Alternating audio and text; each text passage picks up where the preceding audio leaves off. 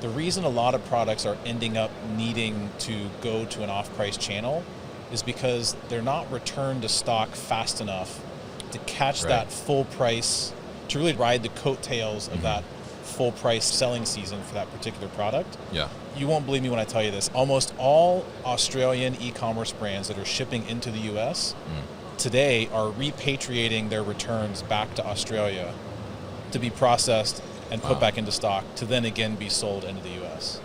That sounds like a lot of wasted time. And money. Yeah. Yeah. But to your point, time, what's another word for time? It's the cash cycle of your inventory. Yeah, definitely. How can you get that inventory back into stock faster and resell that returned item at full price? The key there is, how do you mitigate that markdown time? How are you avoiding that? If most warehouses, the returns area is definitely deprioritized from a labor planning perspective. Right. So you have your returns sitting at the dock for weeks potentially, and all ends up being on markdown. So why would you dedicate expedited labor to work in those spaces? Yeah.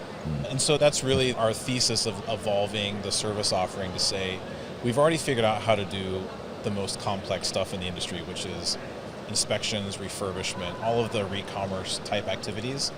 So returns processing for us is actually the easiest thing we do. And fulfillment of those returned units is even easier than that. And so by looking at recommerce as actually the need for recommerce as a symptom as opposed to a solution, we're now saying, all right, let's help you get that returned inventory back into stock faster. For some customers, we're like 48 hours dock to stock. Return hits our dock and it's back in your sellable inventory within 48 hours. And then we're acting as a secondary fulfillment node for those brands